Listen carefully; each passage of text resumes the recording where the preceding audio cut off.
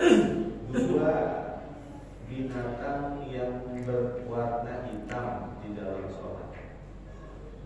Bunuhlah dua binatang yang berwarna hitam di dalam sholat.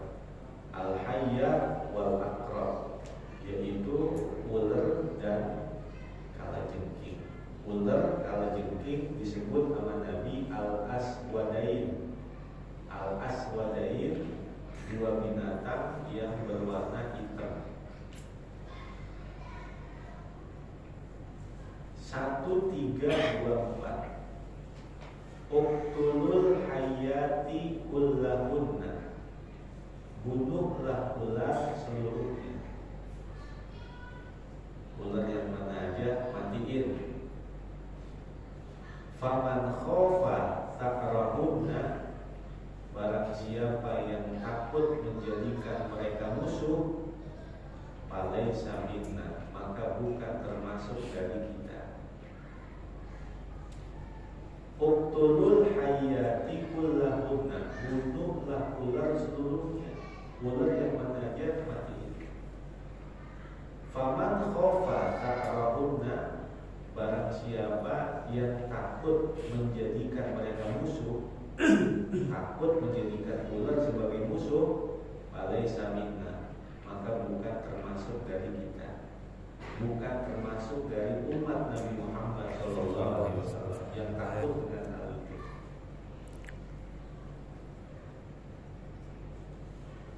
1, 3, 2, 5. Uqtulu dan tuqyatain wal abtar, bunuhlah dan tuqyatain.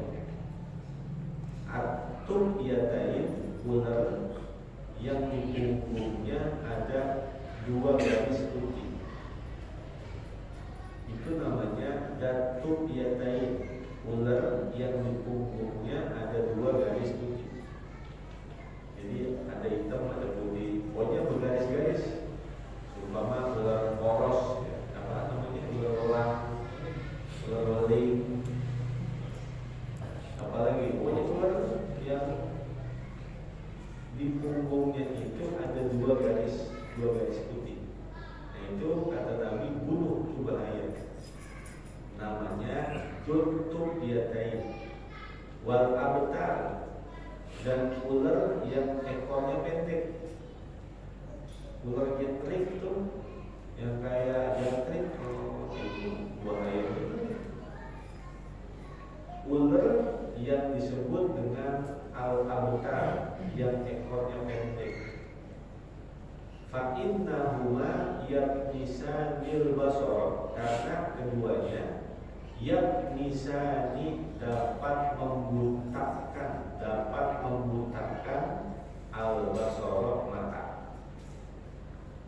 Wa yusqitani al-habala, dan dapat menggugurkan kandungan. Bahayanya ular tuqyatain dan al-abtar. Tuqyatain, ular yang di punggungnya ada 2 garis putih. Al-abtar, ular yang ekornya pendek. Maka sesungguhnya keduanya, ular tersebut dapat membutakan mata dan dapat menggugurkan kandungan. Yud bisa nilbasoro, dapat membutakan mata. Wa yusqitonil habala, dan dapat menggugurkan kandungan. Kalau kena cantik ular tersebut bisa buta. Kalau dia lagi hamil perempuan bisa tergugurkan. Bahayanya dua ular itu. 1, 3, 2, 6. Uqtulul waza'at, bunuhlah cicak. Walau fi jawfil Ka'bah, walaupun ada di dalam Ka'bah. Uqtulul waza'at, bunuhlah cicak. Walau fi jawfil Ka'bah, walaupun di dalam Ka'bah. Itu diriwayatkan, kenapa kita disuruh membunuh cicak? Karena yang ukut naro ala Ibrahim, karena cicak itu niupin api waktu Nabi Ibrahim lagi dibakar. Diniupin biar apinya cepat gede. Lamma ulqiya Ibrahimu fin nari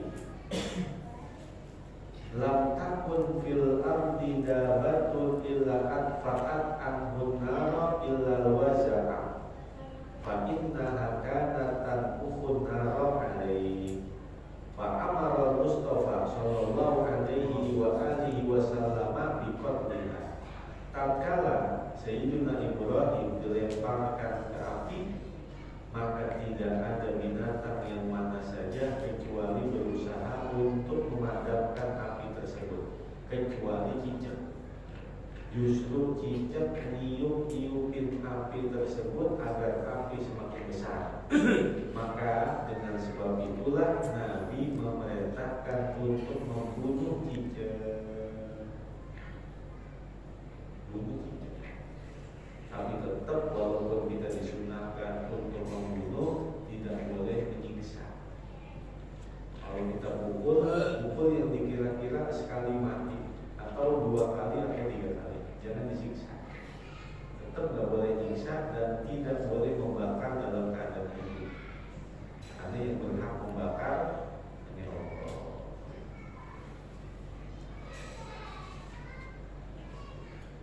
Satu, 3, 2, 8. Uqtulu suyukhal musyrikin. Bunuhlah orang tua kaum musyrikin. Wastabqu syarqahum, dan biarkanlah orang-orang muda di antara mereka.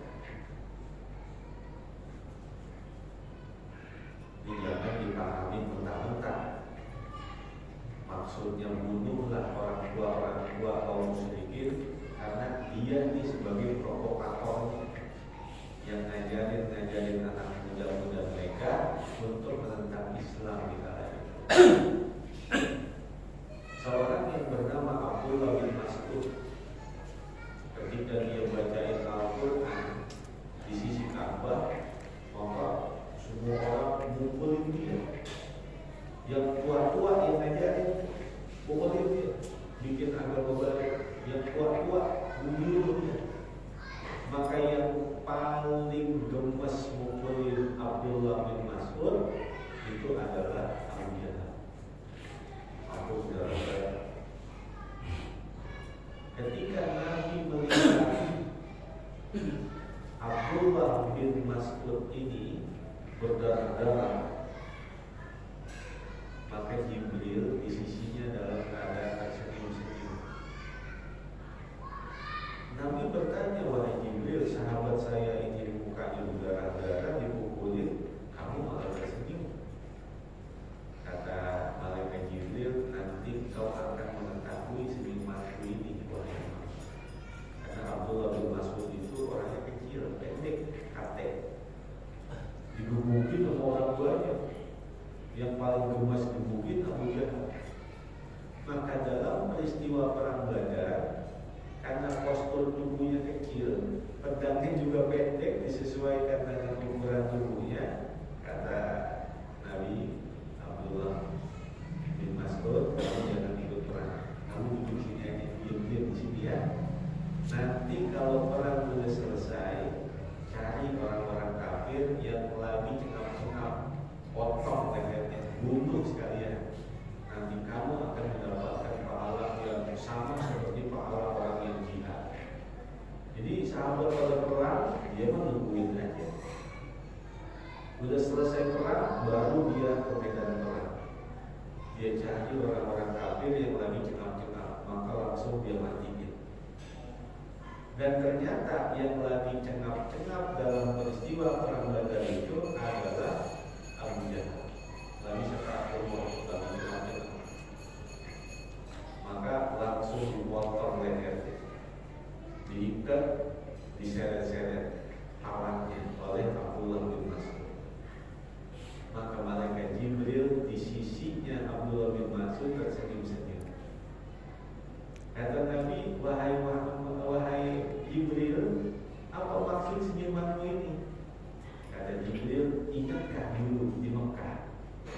ketika Abdullah bin Mas'ud berdarah-darah aku tersenyum, maka senyumanmu inilah maksudnya. Orang yang paling gemes mukulin dia yaitu Abu Jahal, dia akan diseret-seret kepalanya dalam peristiwa perang Badar oleh si Abdullah bin Mas'ud. 1328.